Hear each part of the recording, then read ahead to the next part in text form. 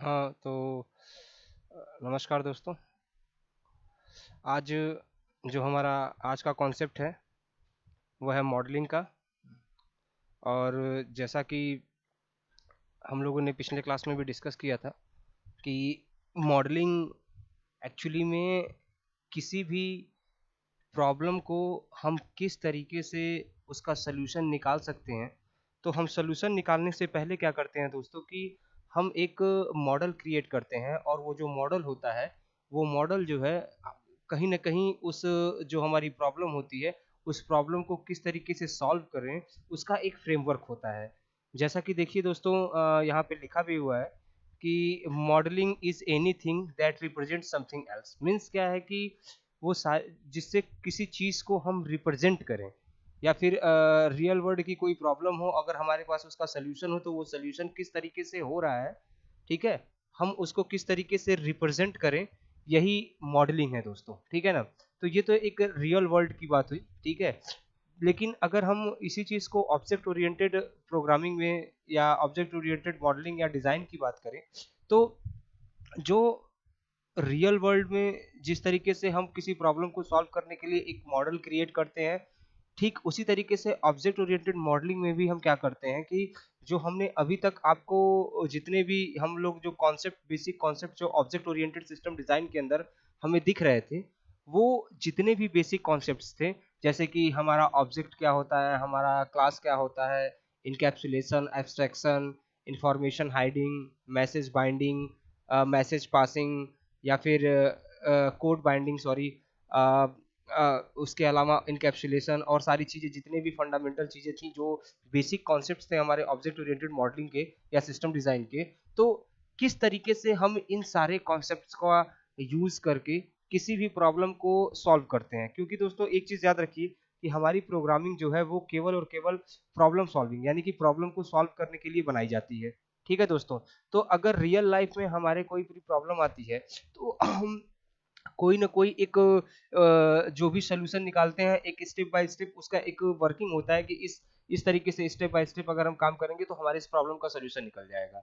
तो object oriented modelling में भी हमें हमारे पास जितने भी कॉन्सेप्ट हैं, मैं बार-बार कहता हूँ कि अगर हम इन सारे के सारे कॉन्सेप्ट्स को जब तक हम समझेंगे नहीं, तब तक हमें ये नहीं समझ में आएगा कि हमें किसका यूज़ कहाँ पे करना है, और किस तरीके से हम किसी भी प्रॉब्लम को सॉल्व करेंगे, किस स्टेप का यूज़ करके। यानी कि जितने भी हमने कॉन्सेप्ट आपको object, class, abstraction, information hiding, या फिर और सारी जितनी भी चीज़ें हमने आपको बताई थी, वो सारी की सारी चीज़ें कहीं न कहीं उनका एक अपना एक रोल है, वो एक अपना रोल प्ले करते हैं। और जब हम कोई सॉफ्टवेयर बनाते हैं यूजिंग ऑब्जेक्ट ओरिएंटेड पैराडाइम्स, तो होता क्या है दोस्तों कि अगर हमें इन सारे के सारे कॉन्सेप्ट्स के बारे में पूरी तरीके से नॉलेज होती है, तो हम आसानी से जब भी कोई प्रॉब्लम आती है, तो हम ये चूज़ कर पाते हैं कि हमने जो ऑब्जेक्ट ओरिएंटेड सिस्टम डिज़ाइन के अंदर जितने भी कॉन्सेप्ट पढ़े हैं, तो किस कॉन्सेप्ट का यूज़ करके हम जो है इस पर्टिकुलर प्रॉब्लम को सॉल्व कर सकते हैं, या इस जो प्रॉब्लम है उसको उसका सॉल्यूशन फाइंड कर सकते हैं दोस्तों, ठीक है ना?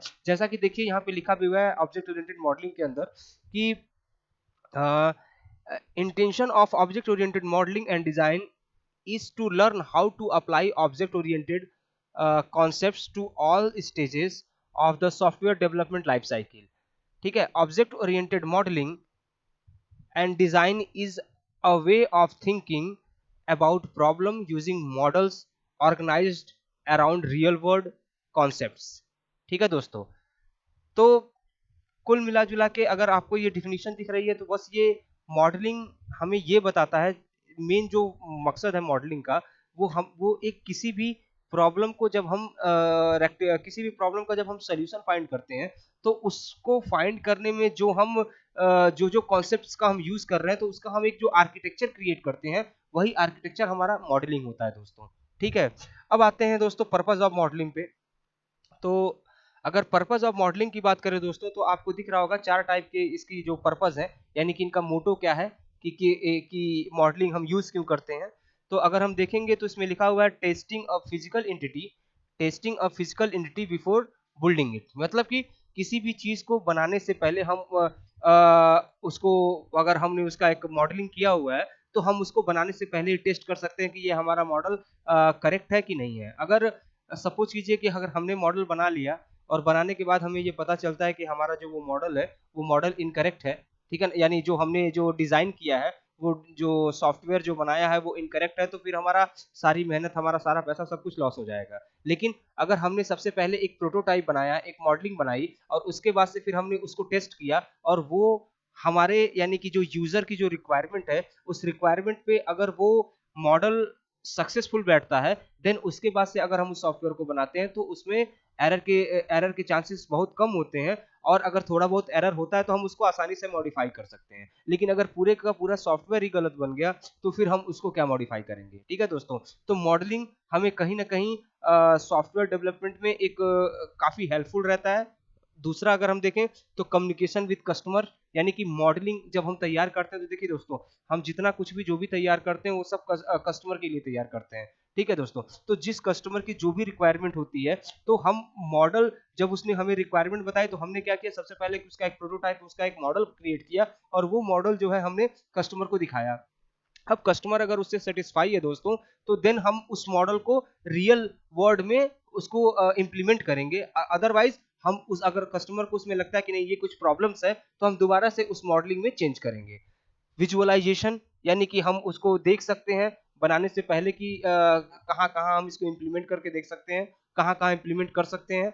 रिडक्शन ऑफ कॉम्प्लेक्सिटी, यानी मीन्स क्या है कि अगर एक बार हमने मॉडलिंग क्रिएट किया, तो मॉडलिंग क्रिएट करने के बाद होता क्या है दोस्तों कि जैसे कि हमने क्या देखा कि भाई हमने बना तो दिया अच्छा सा सॉफ्टवेयर, लेकिन हम जब उसको हमने मॉडलिंग, जब हमने उसका एक प्रोटोटाइप क्रिएट किया, तो हम उसमें बनाने से पहले ये देख सकते हैं कि कौन कौन से ऐसे फंक्शन है जो बार बार यूज कर रहे हैं, बार बार यूज हो रहे हैं, हम उसको एक ही बार यूज कर सकते थे, ठीक है ना। तो ये सारी चीजें मॉडलिंग बनाने से हमें कंफर्म हो जाती है। तो जैसे कि हमें लगता है कि भाई कोई एक फंक्शन है, और वो एक फंक्शन जो है हमें क्या कहते हैं, एक अगर जैसे एक ही फंक्शन का यूज अगर हमने 4 जगह किया हुआ है, और हम जानते हैं कि अगर इस मॉडल को अगर हम यहाँ पे इंप्लीमेंट करते हैं तो 3 जगह जो अलग से हम एक्स्ट्रा पर्टिकुलर फंक्शन को इंप्लीमेंट कर रहे हैं उसकी जरूरत नहीं पड़ेगी, तो कहीं ना कहीं फिर क्या होगा कि वो थोड़ा सा और जो हमारा कोड है थोड़ा सा और शॉर्ट होगा, यानी कि उसकी जो कोड की कॉम्प्लेक्सिटी है वो थोड़ी सी कम होगी दोस्तों, ठीक है दोस्तों। तो ये मॉडलिंग अगर बेसिकली अगर हम देखें तो क्या है कि किसी भी प्रॉब्लम को हम किस तरीके से सोल्यूशन कर रहे हैं, तो उसको इम्प्लीमेंट करने से पहले हमने उसका प्रोटोटाइप क्रिएट करते हैं, और उस प्रोटोटाइप को टेस्ट करते हैं। अगर वो according to need, according to purpose अगर वो सेटिस्फाई करता है, तो देन हम पर्टिकुलर मॉडल को ही प्लस फिर हम रियल लाइफ में इम्प्लीमेंट कर देते हैं दोस्तों, ठीक है। चलिए आइए हम अपनी नेक्स्ट स्लाइड पे चलते हैं, प्रिंसिपल ऑफ मॉडलिंग, ठीक है ना। तो मॉडलिंग का प्रिंसिपल क्या है, ठीक है ना, यानी अगर मॉडलिंग अगर हम क्रिएट कर रहे हैं तो क्या क्या चीजों को हम ध्यान में रखेंगे, ठीक है ना, कि ताकि हम एक अच्छा मॉडल क्रिएट कर सकें, जो कि जिसको जिसको हम रियल वर्ल्ड में क्या कर सकते हैं कि इम्प्लीमेंट कर सकते हैं दोस्तों, ठीक है। तो जैसा कि हमारा ये कॉन्सेप्ट है, जो हमारा टॉपिक है प्रिंसिपल ऑफ मॉडलिंग, तो प्रिंसिपल ऑफ मॉडलिंग के अंदर देखिए बेसिक 4 प्रिंसिपल्स मॉडलिंग के लिए यूज किए जाते हैं। प्रिंसिपल्स और भी हो सकते हैं, लेकिन जो बेसिकली जो है ये 4 प्रिंसिपल्स ही हम यूज करते हैं, जिसमें से जो सबसे पहला है उसमें लिखा हुआ है कि the model we choose have a profound influence on the solution we provide। Means अगर इस एक पहली लाइन को अगर हम ध्यान से देखें तो इसमें लिखा क्या है कि the model we choose have a profound influence on the solution we provided। तो इसका मतलब क्या है कि जो भी हम मॉडल चूज कर रहे हैं दोस्तों, ठीक है ना, तो वो मॉडल कहीं ना कहीं जो है आपके उस पूरे सॉफ्टवेयर को के ऊपर एक प्रभाव डालता है, ठीक है ना। तो अगर आप सही तरीके से सही मॉडल को नहीं चूज करते हैं, तो कहीं ना कहीं आपका जो सॉफ्टवेयर डेवलपमेंट है वो पूरी तरीके से गड़बड़ हो जाएगा, मतलब कि दोस्तों वो सही नहीं बन पाएगा जिसके अकॉर्डिंग, जिस तरीके से आप बनाना चाहते हैं, ठीक है। तो सबसे पहली चीज क्या है कि अगर हम किसी मॉडल को चूज कर रहे हैं, तो हम ये बहुत ही सोच समझ के हमें उस मॉडल को चूज करना होता है। क्यों? क्योंकि अगर हम उस मॉडल को चूज करने में थोड़ी सी भी गलती करेंगे, तो कहीं ना कहीं हमारा पूरा का पूरा सॉफ्टवेयर जो है वो खराब हो सकता है, क्योंकि वो एक मॉडल पूरे के पूरे सॉफ्टवेयर पे अपना एक प्रभाव छोड़ता है, ठीक है। क्योंकि वो कहीं पे भी होगा, अगर मान लीजिए हमने एक छोटा सा ही मॉडल लिया, ठीक है ना, और उस छोटे से मॉडल को में अगर कोई भी एक फंक्शन अगर हमने गलत चूज कर लिया, तो क्या होगा कि पूरे के पूरे मॉडल की फंक्शनिंग जो है वो चेंज हो जाएगी, और जो आपका पर्पज है उसको डेवलप करने का, वो पर्पज आपका बेकार हो जाएगा। फिर इसी तरीके से अगर हम दूसरे प्रिंसिपल की बात करें, ठीक है, तो जो हमारा दूसरा प्रिंसिपल है वो क्या है कि every model may be expressed at different level of abstraction. ठीक है दोस्तों, every model may be expressed at different level of abstraction. इसका मतलब क्या है दोस्तों, अगर हम इसको समझने की कोशिश करें तो बेसिकली इसका मतलब ये होता है कि अगर कोई भी अगर हम मॉडल चूज कर सकते हैं करते हैं तो वो मॉडल अलग अलग सिचुएशन पे किस तरीके से वर्क करेगा, क्या वो हर तरह के जितनी सिचुएशन, हाँ, मतलब कि हमारे सॉफ्टवेयर के अंदर क्रिएट हो रही है, क्या वो हर सिचुएशन को मैनेज करने के कैपेबल है कि नहीं है। ऐसा तो नहीं है कि अगर वो कुछ चीजों को मैनेज कर रहा है तो कुछ चीजों को या कुछ फंक्शनैलिटी को मैनेज नहीं कर पा रहा है, ठीक है ना। तो हमें अगर हम कोई भी मॉडल चूज अगर मॉडलिंग बनाने जा रहे हैं या फिर अगर कोई भी मॉडल चूज कर रहे हैं तो हमें ये भी देखना जरूरी होता है कि क्या वो मॉडल हर लेवल पे हर सिचुएशन पे सही तरीके से वर्क कर रहा है कि नहीं करेगा, ठीक है ना, करेगा या नहीं करेगा, या फिर अगर मॉडलिंग हमने क्रिएट किया है तो क्या वो हर जगह जिस सिचुएशन पे भी हम चाहते हैं या जिस फंक्शनैलिटी पे भी चाहते हैं वो उस तरीके से वहां पे वर्क कर रहा है कि नहीं कर रहा है। ठीक है दोस्तों, अब अगर दोस्तों हम बात करें हम अपने प्रिंसिपल ऑफ मॉडलिंग के तीसरे पॉइंट पे, तो जैसा कि अगर हम तीसरे पॉइंट को देखें तो the best models are connected to reality. ठीक है ना, यानी जो हमारा बेस्ट मॉडल होता है वो रियलिटी से कनेक्टेड होता है, कि माने कि जो हम रियल मतलब कि जो रियल लाइफ में जो हमारी प्रॉब्लम्स है क्या वो मॉडल उस प्रॉब्लम को रेक्टिफाई कर पा रहा है कि नहीं कर पा रहा है। अगर चौथा देखें तो नो सिंगल मॉडल इज, जो हमारा फोर्थ पॉइंट है कि no single model is sufficient, a set of model is need to solve any non trivial systems. Means कहने का मतलब क्या है कि हम किसी केवल एक मॉडल के थ्रू ही हम पूरे सॉफ्टवेयर को नहीं बना सकते। एक सॉफ्टवेयर में कई सारे मॉडल्स होते हैं और अलग अलग फंक्शनलिटी के लिए हम अलग अलग मॉडल्स का यूज करते हैं। ठीक है दोस्तों, तो इन प्रिंसिपल्स को अगर हमें और डिटेल में समझना है तो आइए हम अपनी नेक्स्ट स्लाइड पे चलते हैं और फिर इस एक एक पॉइंट को हम डीप में समझने की कोशिश करते हैं। बिकॉज ऑफ, क्योंकि दोस्तों इनको समझने की जरूरत इसलिए है क्योंकि हम जब भी कोई भी काम करते हैं तो हमें मॉडलिंग की जरूरत पड़ती है दोस्तों। अगर हम ऑब्जेक्ट ओरिएंटेड प्रोग्रामिंग की ही बात कर रहे हैं तो अगर हमने इतनी जितने भी ऑब्जेक्ट जितने भी क्लास हम बना रहे हैं, अगर हमें किस ऑब्जेक्ट का यूज कहाँ पे करना है या किस क्लास का यूज हमें कहाँ पे करना है किस सिचुएशन पे करना है, अगर हमें ये पता नहीं होगा, ठीक है ना, तो हम कोई भी प्रोजेक्ट अपना या कोई भी सॉफ्टवेयर डेवलप नहीं कर पाएंगे। ठीक है दोस्तों, तो सबसे पहली चीज मैं आपको बता दूं कि प्रिंसिपल ऑफ मॉडलिंग इसलिए जरूरी है क्योंकि हमें ये पता होना चाहिए कि हम काम क्या कर रहे हैं और किसके लिए हम बना रहे हैं। ठीक है दोस्तों, तो आइए हम इसको थोड़ा सा और डिटेल में समझते हैं और डिटेल में समझने के और डिटेल में समझते हैं। तो आइए चलते हैं हम अपने पहले पॉइंट पे प्रिंसिपल ऑफ मॉडलिंग के।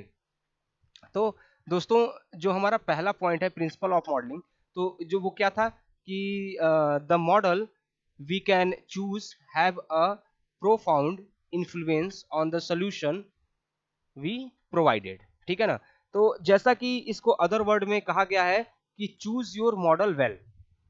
मीन्स कहने का दोस्तों क्या है कि ये जो ऊपर की एक लाइन लिखी हुई है कि जिसका मतलब क्या है कि भाई कि अगर हम कोई भी मॉडल अगर चूज कर रहे हैं तो वो कहीं ना कहीं हमारे पूरे सॉफ्टवेयर पे वो प्रभाव डालता है, इसलिए हम उसको सोच समझ के हम वो मॉडल चूज करें कि क्या वो मॉडल सही है कि नहीं है।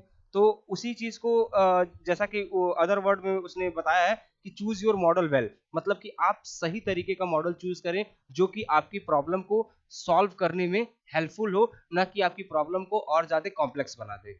ठीक है दोस्तों, दूसरी चीज अगर हम इस पे ध्यान से देखें तो यहाँ पे लिखा हुआ है कि the right model will brilliantly eliminate the most wicked development problems. कहने का मतलब क्या है कि जो अगर हम सही मॉडल को चूज करते हैं तो वो बहुत ही अच्छे तरीके से हमारे सॉफ्टवेयर के डेवलपमेंट की जो प्रॉब्लम्स हैं उन प्रॉब्लम को रिजॉल्व कर सकता है। ठीक है ना, बार बार एक चीज मैं आपको बता रहा हूं कि अगर आपने चूज करने में अगर कोई भी गलती की मॉडल के, तो कहीं ना कहीं आपका पूरा का पूरा मेहनत पूरी की पूरी मेहनत बेकार हो जाएगी। जिस तरीके से अगर आप अगर हम बात करें सॉफ्टवेयर डेवलपमेंट लाइफ साइकिल की, तो सॉफ्टवेयर डेवलप लाइफ साइकिल में सबसे जो पहला फेज होता है वो आपका होता है फिजिबिलिटी स्टडी का। ठीक है दोस्तों, तो अगर आप फिजिबिलिटी स्टडी की बात करें तो अगर फिजिबिलिटी स्टडी होता क्या है कि हम कस्टमर के रिक्वायरमेंट्स को कैच करने की कोशिश करते हैं कि कस्टमर क्या चाहता है, वो जो मतलब कि वो जो भी सॉफ्टवेयर बनवाना चाहता है उसकी रिक्वायरमेंट्स क्या है। जब तक हम कस्टमर की सारी रिक्वायरमेंट्स को उसकी नीड को हम समझ नहीं लेते तब तक हम एक अच्छा सॉफ्टवेयर, तब तक हम जो सॉफ्टवेयर हम डेवलप करना चाहते हैं वो सॉफ्टवेयर हम डेवलप नहीं कर सकते। ठीक है ना दोस्तों? तो ठीक अगर हम उसी कॉन्सेप्ट को यहाँ पे भी देखें तो अगर कोई भी डेवलपर अगर कोई सॉफ्टवेयर डेवलप कर रहा है और सॉफ्टवेयर डेवलप करते समय उसको अगर कुछ प्रॉब्लम्स आ रही हैं और अगर उस प्रॉब्लम को रेक्टिफाई करने के लिए अगर नंबर ऑफ बहुत सारे मॉडल्स दिए हुए हैं, अगर वो सही मॉडल को चूज नहीं करता है तो कहीं ना कहीं उसका जो सॉफ्टवेयर है वो अच्छा नहीं होगा। ठीक है ना? और इसके आगे अगर हम देखें तो और लिखा हुआ है कि offering sorry offering insight that you simple could not gain otherwise. The wrong model will miss you, causes you to focus on irrelevant issues। ठीक है दोस्तों? तो जैसा कि यहाँ पे लिखा हुआ है कि wrong model will miss miss sorry mislead you। तो रॉन्ग मॉडल मिसलीड यू का मतलब बस सिंपल वही है कि अगर हम सपोज कीजिए कि अगर हम सेप से रिलेटेड, अगर जैसे कि मैंने आपको एक एग्जांपल दिया था ऑब्जेक्ट ओरिएंटेड में, कि अगर हम सेप नाम का एक फंक्शन बनाते हैं और उसमें बहुत सारे, जिसको हम कॉल करके अलग अलग बहुत सारे मॉडल को क्रिएट कर सकते हैं, चाहे सर्किल हो, चाहे वो पॉलीगॉन हो, चाहे रेक्टेंगल हो। तो अगर हमें कहीं पे सेप की जैसे फंक्शन की जरूरत है और मॉडल की जरूरत है और हम वहां पे किसी और चीज को इंप्लीमेंट करते हैं तो कहीं ना कहीं जो हमारा पूरा का पूरा पर्पज है सॉफ्टवेयर को डेवलप करने का वो बेकार हो जाएगा दोस्तों। ठीक है ना? तो सबसे ये जो बार बार कह रहा है कि जो भी मॉडल आप चूज करें, ठीक है, जो भी मॉडल आप चूज करें वो बहुत ही सोच समझ के चूज करें, बिकॉज ऑफ क्योंकि वही मॉडल आपके पूरे सॉफ्टवेयर को कहीं ना कहीं प्रभावित करता है। और अगर आपने सही मॉडल नहीं चूज किया तो वो आपके पूरे के पूरे सॉफ्टवेयर को या सॉफ्टवेयर के डेवलपमेंट के जो मोटो है उस मोटो को पूरा डिस्ट्रॉय कर देगा। ठीक है ना? और कहीं ना कहीं फिर से आपको सारी की सारी मेहनत फिर से करनी पड़ जाएगी। ठीक है दोस्तों? तो इसीलिए जो सबसे पहला कदम है कि हमें सही मॉडल को चूज करना है, तो हमेशा हम जो भी मॉडल चूज करें उसको बहुत ही सोच समझ के करें। ठीक है?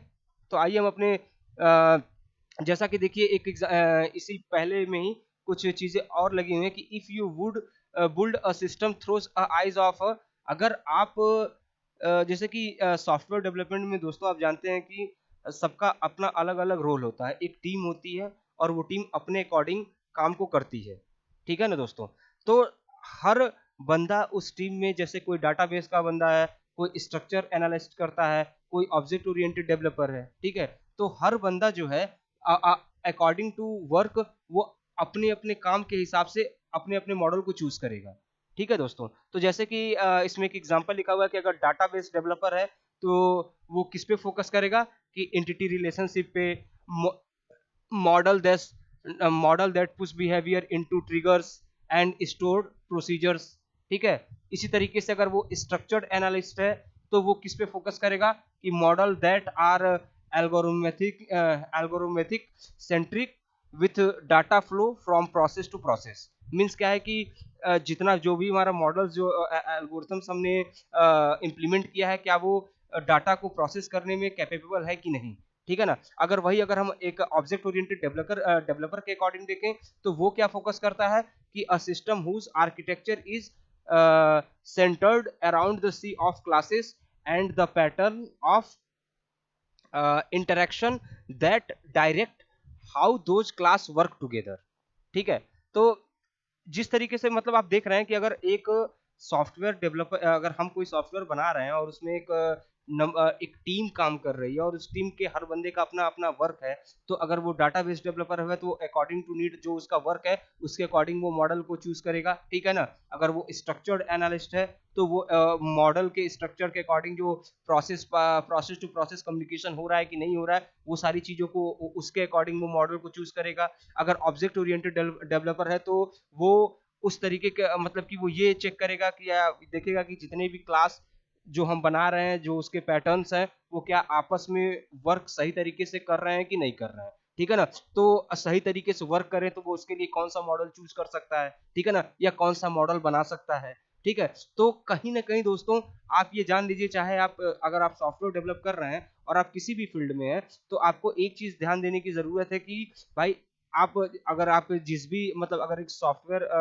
डेवलप हो रहा है और आपको उसमें कोई एक पर्टिकुलर काम दिया गया है तो उस काम को सॉल्व करने के लिए आप किस मॉडल का यूज करेंगे। ठीक है ना? वो मॉडल चूज करना वो एक कॉम्प्लेक्स प्रॉब्लम है, क्योंकि अगर आपने गलत मॉडल चूज किया तो कहीं ना कहीं आपका जो काम है वो सही नहीं, मतलब कि वो जो आप सॉफ्टवेयर डेवलप करना चाहते हैं वो सॉफ्टवेयर सही नहीं होगा, उसका मोटो जो वो मोटो उसका है डेवलप करने का वो नहीं करेगा, और वो गलत तरीके से, मतलब कि जो आउटपुट आना चाहिए वो आउटपुट ना देके कुछ और आउटपुट देगा।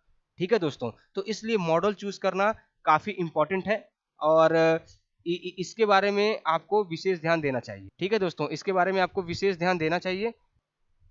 हाँ तो दोस्तों, अगर हम बात कर रहे थे अपने फर्स्ट थिंग की, कि the model we choose have a profound influence on the solution we provided. Okay दोस्तों, तो होप सो आपको समझ में आ गया होगा कि मॉडल चूज करना, या जो भी मॉडल हम चूज कर रहे हैं अकॉर्डिंग टू नीड, वो कितना करेक्ट होना चाहिए। अगर वो करेक्ट नहीं होगा तो आपका सॉफ्टवेयर पूरा रॉन्ग हो जाएगा। ठीक है, अब अगर हम दूसरी चीज को जो प्रिंसिपल का जो दूसरा हमारा पॉइंट था कि every model may be expressed at different level of abstraction। ठीक है दोस्तों, तो इसमें जो मैंने आपको बताया था कि है क्या एक्चुअल में, कि अगर हम कोई भी सॉफ्टवेयर डेवलप करते हैं, ठीक है, तो वो जो सॉफ्टवेयर अगर या फिर जो भी मॉडल हम चूज कर रहे हैं, तो वो मॉडल को हम विजुलाइज कर सकते हैं कि हम किस किस सिचुएशन में उस मॉडल को यूज कर सकते हैं, या फिर वो मॉडल हर सिचुएशन में यूज हो पा रहा है कि नहीं हो पा रहा है। ठीक है दोस्तों, तो कभी भी अगर हम कोई मॉडल चूज कर रहे हैं तो हमें इस बात पे भी फोकस करना पड़ता है कि क्या वो हमारे डिफरेंट लेवल ऑफ एब्स्ट्रक्शन को सेटिस्फाई कर पा रहा है कि नहीं कर पा रहा है। जैसा कि देखिए इसमें पहला पॉइंट लिखा हुआ है कि help your investors visualize its look at feel. Means कि जो भी इन्वेस्टर्स हैं वो जब वो चेक करें तो उनको हर जगह, मतलब कि उनका जो भी मॉडल है वो उस हर क्राइटेरिया पे फिट बैठना चाहिए। ठीक है दोस्तों, दूसरा अगर हम देखें कि एन एनालिस्ट और an end user will want to focus on issue of what.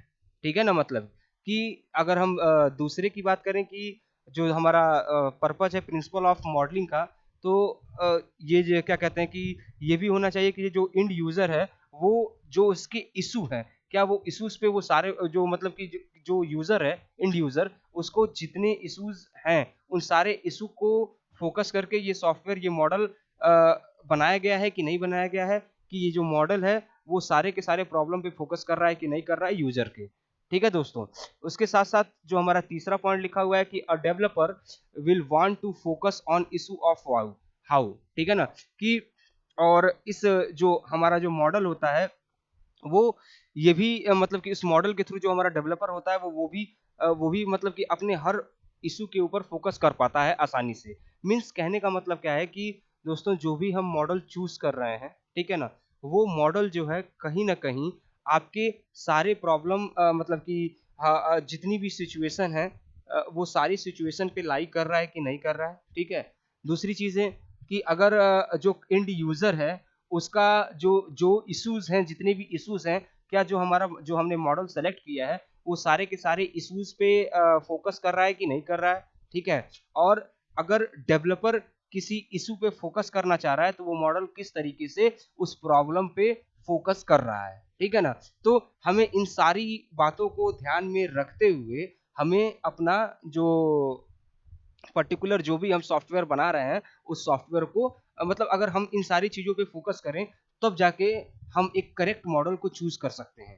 ठीक है दोस्तों, और जो भी मॉडल हम चूज कर रहे हैं उनको इन सारी चीजों पे हमें देख लेना चाहिए कि क्या वो हर प्रॉब्लम मतलब कि जो हम चूज कर रहे हैं वो हर प्रॉब्लम के ऊपर फोकस कर रहा है कि नहीं कर रहा है, और इंड यूजर के जो भी इश्यूज थे उन इश्यूज को ये पर्टिकुलर मॉडल सेटिस्फाई कर रहा है कि नहीं कर रहा है। और अगर डेवलपर किसी प्रॉब्लम पे फोकस कर रहा है, किसी इशू पे फोकस कर रहा है, तो ये मॉडल किस तरीके से उस इशू को रिजॉल्व कर रहा है।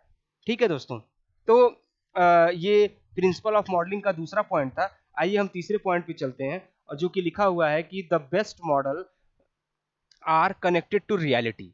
ठीक है दोस्तों, तो कहने का मतलब क्या है कि कस्टमर जो कुछ भी बनाना चाहता है, ठीक है दोस्तों, मतलब कस्टमर जो कुछ भी चाहता है कि उसको इस सॉफ्टवेयर से ये सारी चीजें मिले, और डेवलपर जो उसको बनाने की कोशिश करता है, ठीक है, तो उसमें कहीं ना कहीं थोड़ा सा डिफरेंस होता है। किसमें डिफरेंस होता है? जो एनालिसिस मॉडल होता है और जो सिस्टम डिजाइन मॉडल होता है, ठीक है ना। जैसा कि देखिए इसमें लिखा हुआ है कि the H A hill bracket में अ वीकेंड और vulnerable point of structured analysis techniques is the fact that there is a basic disconnect between its analysis model and the system design model। ठीक है ना। तो ऐसा मतलब कि एक तरीके से कहें कि मतलब कि कहा गया है कि the structured analysis technique is the fact that there is, मतलब कि अगर स्ट्रक्चर एनालिसिस टेक्निक की बात करें तो ये फैक्ट है कि जो बेसिक आपका एनालिसिस मॉडल है और जो आपका सिस्टम डिजाइन है उसमें थोड़ा सा डिसकनेक्शन होता है। ठीक है ना। वो पूरे की पूरी तरीके से जो एनालिसिस मॉडल है और जो सिस्टम डिजाइन मॉडल है वो पूरे के पूरे तरीके से एक दूसरे से इंप्लीमेंट नहीं हो पाते। ठीक है ना। या थोड़ा ना थोड़ा उसके उनके बीच में गैप जरूर होता है। ठीक है। लेकिन इन ऑब्जेक्ट ओरिएंटेड सिस्टम की अगर हम बात करें तो it is possible to connect all the nearly independent views of the system into one semantic whole. Means कि अगर हम ऑब्जेक्ट ओरिएंटेड सिस्टम की बात करें तो इसमें चाहे हम जितने भी क्लास बना रहे हैं, ऑब्जेक्ट बना रहे हैं, या फिर और सारे जो उसके की फीचर्स हैं एब्स्ट्रैक्शन के, इनकैप्सुलेशन के, या फिर और जितने भी इसमें concept object oriented system design के अंदर यूज होते हैं, तो सारे के सारे जो इन कॉन्सेप्ट्स का अगर हम यूज करते हैं, यूज करके अगर हम कोई सॉफ्टवेयर बनाते हैं तो हम देखते हैं कि ये सारे के सारे जो है किसी एक पर्टिकुलर टास्क को परफॉर्म करने के लिए किस तरीके से आसानी से यूज किए जा सकते हैं दोस्तों। ठीक है दोस्तों।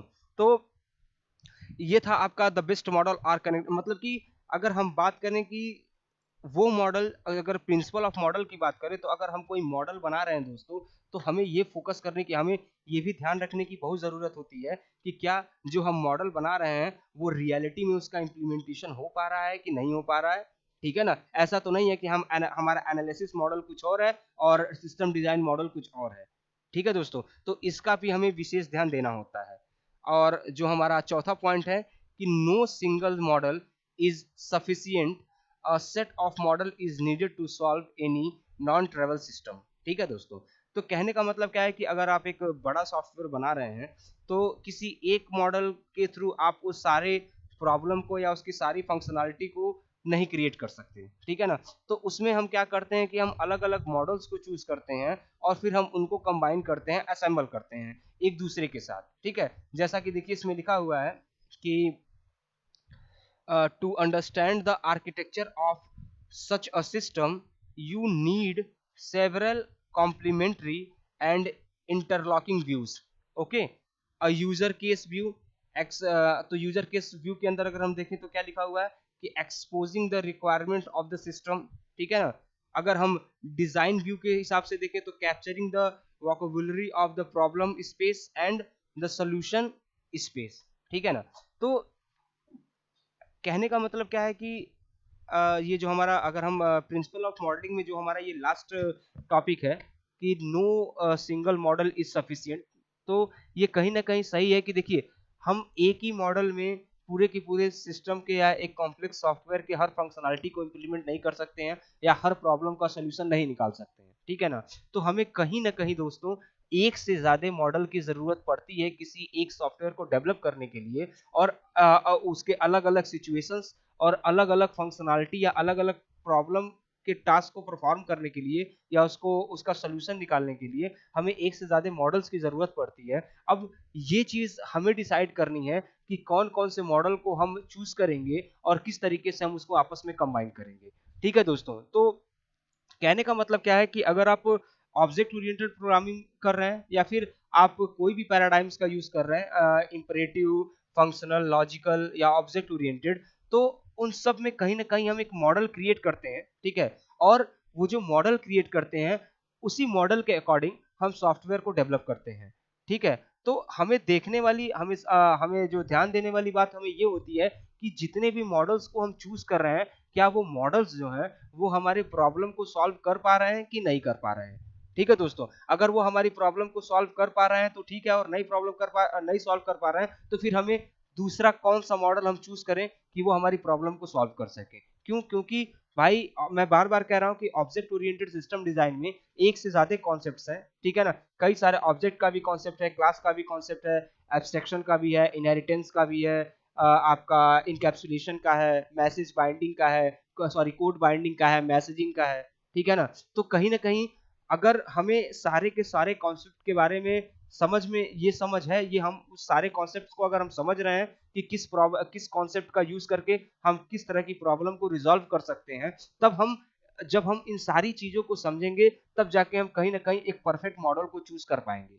ठीक है दोस्तों, तो अगर ऑब्जेक्ट ओरिएंटेड पैराडाइम्स का यूज करके अगर हम कोई भी सॉफ्टवेयर बना रहे हैं तो हमें सबसे पहले उनके बेसिक जितने भी कॉन्सेप्ट्स हैं उन कॉन्सेप्ट को अंडरस्टैंड उनको समझना पड़ेगा, और प्लस किस तरीके से उनका इम्प्लीमेंटेशन होगा कोड के अंदर, उस तरीके को, यानी कि एक तरीके से कहें कि ऑब्जेक्ट ओरिएंटेड सिस्टम डिजाइन का जो ग्रामर है, लैंग्वेज का जो ग्रामर है, वो ग्रामर क्या है, किस तरीके से चीजों को हम इंप्लीमेंट करते हैं, उसको समझना पड़ेगा।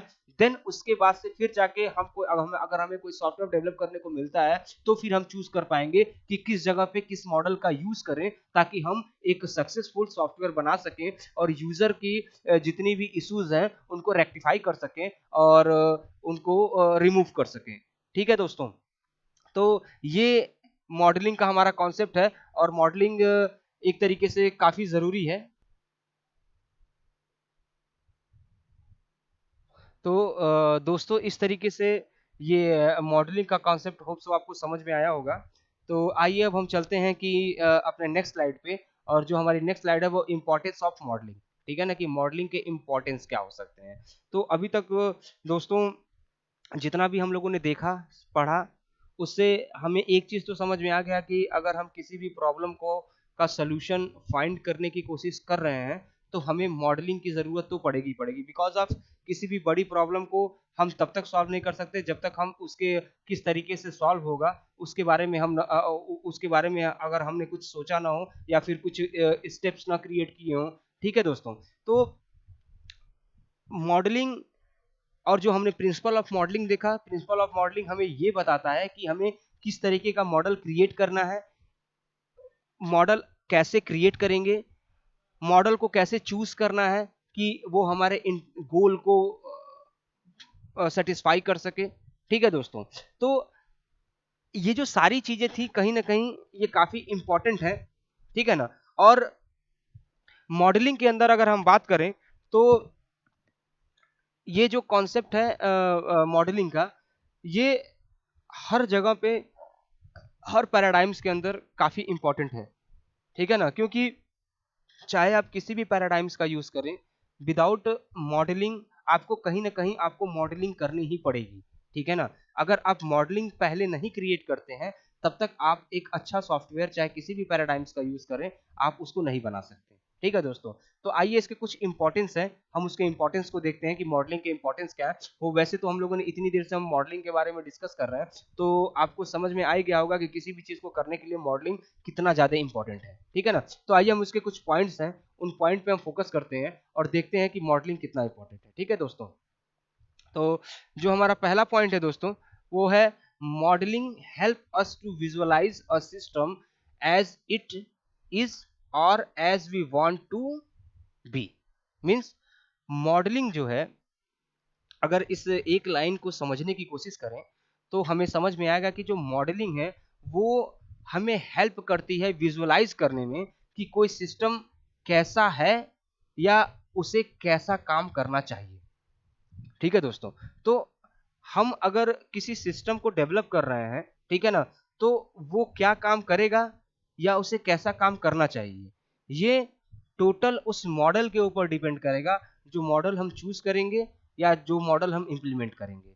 ठीक है दोस्तों, तो इस तरीके से अगर हम इस पहली लाइन का मतलब देखें तो हमें ये सिंपल तरीके से समझ में आ रहा है कि किसी भी सॉफ्टवेयर को डेवलप करने के लिए मॉडलिंग बहुत ही इंपॉर्टेंट है, ठीक है ना। क्योंकि अगर हमने मॉडलिंग को गलत मॉडल को चूज किया तो कहीं ना कहीं हमारा पूरा का पूरा सॉफ्टवेयर जो है वो बेकार हो जाएगा।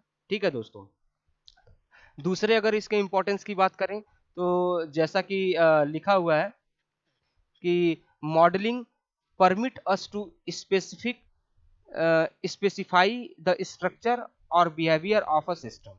ठीक है दोस्तों, तो कहने का मतलब क्या है कि अगर हम किसी सिस्टम के मॉडल को या उसकी मॉडलिंग को देखें तो हमें ये चीज़ समझ में आ जाती है, अगर हम एक डेवलपर हैं तो हमें ये चीज़ समझ में आ जाती है कि ये पर्टिकुलर जो हम इसका जो रियल लाइफ में इम्प्लीमेंटेशन करेंगे वो काम क्या करेगा और उसका बिहेवियर कैसा होगा, वो दिखने में कैसा होगा।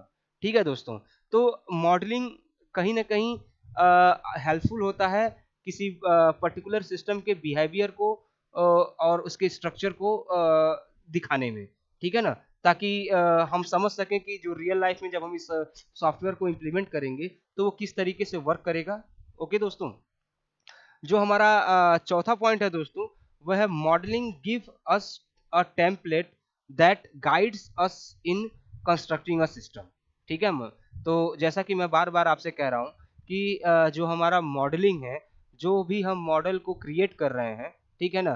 तो वो या फिर वो जैसे कि अगर हम कोई भी सॉफ्टवेयर डेवलप कर रहे हैं, तो उससे पहले हम उसका मॉडल क्रिएट कर रहे हैं, ठीक है दोस्तों?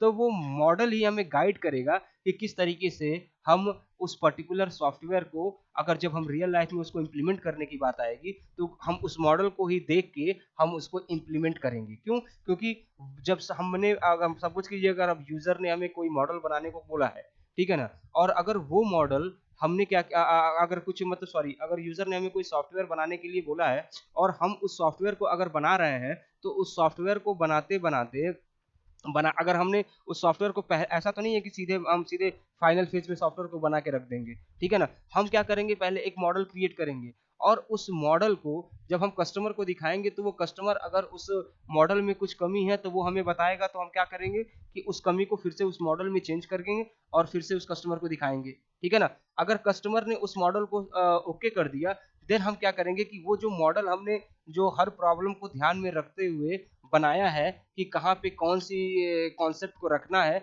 जिससे कि हमारी जो भी प्रॉब्लम है, वहाँ की उस सिचुएशन के अकॉर्डिंग उसको मतलब वो मॉडल उसको वो प्रॉब्लम वो फंक्शन उसको सॉल्व कर रहा है, ठीक है ना? तो जब ये मॉडल हमारा क्रिएट होगा तो आगे चल के जब हमें इम्प्लीमेंट करना होगा, तो हमें कहीं न कहीं आसानी होगी कि हम किस तरीके से उस पर्टिकुलर मॉडल को मतलब कि पर्टिकुलर उस मॉडल को किस तरीके से आसानी से इम्प्लीमेंट कर देंगे और एक बार जब उसका एक प्रोटोटाइप हमारे पास होगा, तो हम जब कोई सॉफ्टवेयर डेवलप करेंगे, तो हमसे कोई भी चीज़ छूटेगी नहीं, ठीक है ना? हम सारी की सारी रिक्वायरमेंट जो कस्टमर की है, उसके अकॉर्डिंग हम उस पर्टिकुलर मॉडल को बना पाएँगे दोस्तों, ठीक है? और जो लास्ट इम्पोर्टेंस जो मॉडलिंग का है, वो क्या है कि modelling documents the decision we have made, ठीक है ना? यानी कि मॉडलिंग एक तरीके से एक डॉक्यूमेंट का भी काम करता है कि जिसके थ्रू हम कौन-सा डिसीजन ले रहे हैं, ठीक है ना? पर्टिकुलर उस मॉडल के अंदर या पर्टिकुलर उस सॉफ्टवेयर के अंदर, जिससे कि हमारा पर्टिकुलर सॉफ्टवेयर जो है, वो सही तरीके से वर्क कर रहा है। ठीक है दोस्तों? तो इस तरीके से अगर हम देखें दोस्तों, तो कहीं न कहीं जो है ये मॉडलिंग जो है, ये हमारे प्रॉब्लम को सॉल्व करने का एक अच्छा तरीका है। ठीक है दोस्तों? तो अभी तक दोस्तों जो हमने ऑब्जेक्ट ओरिएंटेड सिस्टम प्रोग्रामिंग में जो हमारा जो भी कॉन्सेप्ट चला है, यानी कि जो हमने ऑब्जेक्ट की बात की है, क्लास की बात की है और और आपको मैं बता दूँ कि जो ऑब्जेक्ट ओरिएंटेड प्रोग्रामिंग है, ये जो इसका जो मेन जो 2 बेसिक कॉन्सेप्ट्स है वो है ऑब्जेक्ट और क्लास। ठीक है ना? ऑब्जेक्ट और क्लास के बारे में मैं पहले भी डिस्कस कर चुका हूँ और होप सो आप लोग को ऑब्जेक्ट और क्लास के बारे में समझ में भी आ गया होगा और अगर नहीं समझ में आया तो मैं थोड़ा-सा फिर से आज एक बार आपको मैं बता देना चाहता हूँ, क्योंकि जब तक आप ऑब्जेक्ट क्लास और उसके अलावा और जो ऑब्जेक्ट ओरिएंटेड सिस्टम डिज़ाइन के जितने भी फीचर्स हैं, अगर आप उन फीचर्स को नहीं समझ रहे हैं, तो फिर आप कहीं भी आप फिर एक अच्छा मॉडल नहीं चूज़ कर पाएँगे या फिर अगर आपको एक सॉफ्टवेयर डेवलप करना है, तो आप एक अच्छा मॉडल नहीं बना पाएँगे। ठीक है दोस्तों? तो अगर हम बात करें दोस्तों ऑब्जेक्ट की, तो ऑब्जेक्ट आपको पता है कि क्या है कि एक रियल वर्ल्ड एंटिटी है। ठीक है ना? कि यानी कि अगर एक एक ऑब्जेक्ट जो कुछ न कुछ वर्क को परफॉर्म कर रहा होगा, ठीक है ना? अगर रियल लाइफ में अगर हम बात करें दोस्तों, तो अगर हम मैन को अगर हम एक ऑब्जेक्ट माने, ठीक है ना? तो हर मैन के अंदर, हर ऑब्जेक्ट के अंदर उसका एक एट्रिब्यूट, उसका एक बिहेवियर और उसका एक फंक्शनैलिटी होती है, ठीक है ना? जो उसको अदर ऑब्जेक्ट के साथ जो उसको अदर ऑब्जेक्ट से डिफर बनाती है, ठीक है? तो अगर हम मैन अगर को हम एज़ अ ऑब्जेक्ट ले रहे हैं, तो अगर हम उसके एट्रीब्यूट की बात करें तो उसके क्या वो उसके 2 हाथ हैं, 2 पैर है, वो इतना लंबा है, ठीक है ना? वो मोटा बोलता है, ठीक है ना? वो कम दूरी तक देख सकता है, ठीक है? ये उसके एट्रीब्यूट हो गए। फंक्शनैलिटी की बात करें तो जैसे उसके एट्रीब्यूट होंगे उसी हिसाब से वो फंक्शन करता है, मतलब कि वो चल सकता है, वो दौड़ सकता है, वो बोल कर सकता है, वो स्विमिंग कर सकता है, ठीक है ना? तो अब ये ऑब्जेक्ट जो है, ये एट्रीब्यूट, ये उसका बिहेवियर, ठीक है ना? ये एक ऑब्जेक्ट, एक मैन को अगर हमने ऑब्जेक्ट माना तो। अब अगर हम बात करें क्लास की, तो क्लास क्या होता है? कलेक्शन ऑफ ऑब्जेक्ट होता है। अब मतलब कहने का मतलब क्या है कि अगर एक ऑब्जेक्ट मैन है, तो दूसरा भी मैन जो होगा वो भी तो एक ऑब्जेक्ट होगा, ठीक है ना? तो अब जितने भी मैन हैं, तो वो सब अगर अलग-अलग ऑब्जेक्ट हैं, सबको मैंने अगर अलग-अलग ऑब्जेक्ट माना है, तो हम उस चूंकि हैं तो सब मैन ही, और सबका जो एट्रीब्यूट है वो सबका सेम है क्योंकि सबके पास हाथ पैर यही सारी चीजें हैं, ठीक है ना? तो हम एक जैसे जो एट्रीब्यूट और फंक्शनैलिटी वाले जितने भी ऑब्जेक्ट हैं, हम उसको जब एक जगह कलेक्ट करते हैं तो उसी को हम कहते हैं क्लास, ठीक है ना? तो ये जो क्लास की अगर हम बात करें दोस्तों, तो क्लास में आप एक चीज अगर आप समझे कि एक क्लास के अंदर सेम एट्रीब्यूट सेम फंक्शनैलिटी वाले सारे ऑब्जेक्ट होते हैं, ठीक है ना? लेकिन ये सारे के सारे ऑब्जेक्ट सेम क्लास में होते हुए भी कहीं ना कहीं एक दूसरे से डिफर होते हैं, और वो डिफर होने का रीजन क्या है दोस्तों? कि अगर सपोज कीजिए कि 2 मैन हैं, ठीक है ना? अगर दोनों के एट्रीब्यूट्स की बात करें तो सेम है, लेकिन उन एट्रीब्यूट की अगर वैल्यू को अगर हम देखें, ठीक है ना? अगर जैसे कि सपोज कीजिए अगर 2 आदमी हैं, तो उन दोनों की अगर एट्रीब्यूट की बात करें, तो एट्रीब्यूट किसी के एट्रीब्यूट की सॉरी वैल्यूज की बात करें, तो हो सकता हो किसी की कम हो, किसी की ज़्यादा हो, ठीक है ना? तो जो एट्रीब्यूट कम और ज़्यादा जो है, इसी एट्रीब्यूट की वैल्यू जो है, या फिर कह दें उसके रेफरेंस की वैल्यू, तो जो उसके एट्रीब्यूट की जो वैल्यू है, वो वैल्यू कहीं ना कहीं उस दोनों ऑब्जेक्ट को एक दूसरे से डिफर बनाती है, ठीक है दोस्तों? कहीं ना कहीं वो जो ऑब्जेक्ट है उस सॉरी वो जो मतलब कि पर्टिकुलर जो 2 ऑब्जेक्ट है जो कि एक ही क्लास के अंदर है, उस एक क्लास को, ठीक है, वो एक ही क्लास में होते हुए भी वो अलग है, क्योंकि उनके एट्रीब्यूट की वैल्यूज अलग हैं, और एट्रीब्यूट्स की वैल्यू अलग होने के कारण उनकी फंक्शनैलिटी में, उनके बिहेवियर में भी चेंज आ जाता है। जैसे क्या है कि अगर कोई बंदा जिसके किसी के पैर अगर लंबे हैं तो वो थोड़ा तेजी से चलता है, किसी के पैर अगर छोटे हैं तो वो थोड़ा धीरे चलता है, ठीक है, कंपेरिजन टू लॉन्ग लेग। तो यहाँ पे क्या है कि एट्रीब्यूट की वैल्यू अगर कम हुई या ज्यादा हुई, तो उनकी फंक्शनैलिटी में, उनके बिहेवियर में थोड़ा सा चेंज आ गया, ठीक है ना? तो इसी एट्रीब्यूट की वैल्यू और इसी एट्रीब्यूट की फंक्शनैलिटी के अकॉर्डिंग हम एक क्लास के अंदर ऑब्जेक्ट को आइडेंटिफाई करते हैं, और अकॉर्डिंग टू सिचुएशन हम उसका यूज करते हैं, ठीक है दोस्तों? तो चूंकि जो हमारा सब्जेक्ट है वो है ऑब्जेक्ट ओरिएंटेड सिस्टम डिजाइन का, और ऑब्जेक्ट ओरिएंटेड सिस्टम डिजाइन में जो मेन कॉन्सेप्ट वो ऑब्जेक्ट और क्लासेस का है। अगर ऑब्जेक्ट और क्लासेस अगर आपको एक बार सही से समझ में नहीं आए दोस्तों, तो फिर आप दूसरा ऑब्जेक्ट और क्लास जो है वो मतलब कि फिर आप सिस्टम अगर आप ऑब्जेक्ट ओरिएंटेड पैराडाइम्स को अगर आप करने की कोशिश करेंगे, तो आप कहीं ना कहीं उसको अच्छे तरीके से नहीं कर पाएंगे, ठीक है दोस्तों? उसके बाद से हमने आपको एब्स्ट्रैक्ट डाटा हाइडिंग का कॉन्सेप्ट बताया था।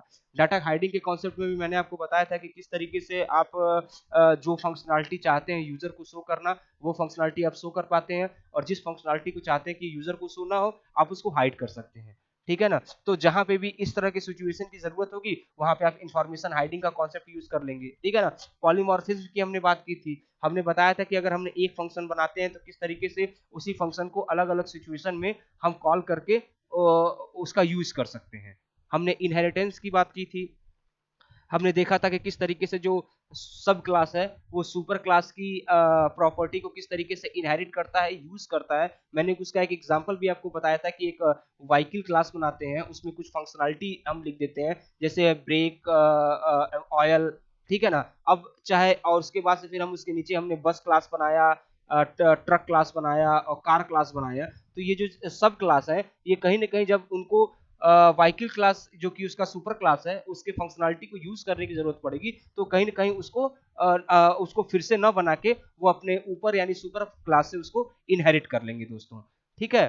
तो ये चीजें आपको ध्यान रखनी है कि किस तरीके से कोई भी सॉफ्टवेयर वर्क कर रहा है, और कोई भी सॉफ्टवेयर अगर वर्क कर रहा है तो किस तरीके से उसको बनाया जा रहा है, किस पैराडाइम्स का यूज करके बनाया जा रहा है, और अगर किस पैराडाइम्स का यूज करके बनाया जा रहा है तो फिर हम उसमें कौन से मॉडल का यूज कर रहे हैं, कौन कौन सी मॉडलिंग का यूज कर रहे हैं, क्या एक ही मॉडलिंग से काम हो जा रहा है या एक से ज्यादा मॉडलिंग का यूज करना पड़ रहा है, ठीक है ना। और अगर मॉडलिंग का यूज कर रहे हैं तो किस तरीके से हम उसको चूज करेंगे। तो प्रिंसिपल ऑफ मॉडलिंग जो है वो हमें बताता है कि किसी मॉडल को हम किस तरीके से चूज करें दोस्तों, ठीक है ना। इंपॉर्टेंस ऑफ मॉडलिंग आपको ये बताता है कि विदाउट मॉडलिंग आप किसी भी सॉफ्टवेयर को डेवलप नहीं कर पाएंगे। क्यों? क्योंकि अगर आपने मॉडलिंग नहीं की है तो आप कहीं ना कहीं गलतियां कर जाएंगे और जो मेन मोटो होगा आपका सॉफ्टवेयर डेवलप करने का वो पर्पस जो है वो सॉल्व नहीं होगा, ठीक है दोस्तों। तो हमें कोशिश ये करनी है कि हम ऑब्जेक्ट ओरिएंटेड सिस्टम डिजाइन के सारे कॉन्सेप्ट को समझें, किस तरीके से हमें उनको इम्प्लीमेंट करना है, उस इम्प्लीमेंटेशन को समझें, ठीक है ना। और फिर जब हमें ये सारी चीजें समझ में आ जाएंगी तब हम उसके अकॉर्डिंग एक अच्छा मॉडल मॉडलिंग अच्छे मॉडलिंग को चूज करके एक अच्छा सॉफ्टवेयर डेवलप कर सकते हैं दोस्तों, जिसमें क्या कहते हैं गलतियों की संभावनाएं कम होंगी, ठीक है दोस्तों। तो आज के लिए इतना ही। कल हम फिर अपने नेक्स्ट लेक्चर में नए टॉपिक के साथ ऑब्जेक्ट ओरिएंटेड सिस्टम डिजाइन में फिर से मिलते हैं। Thank you very much.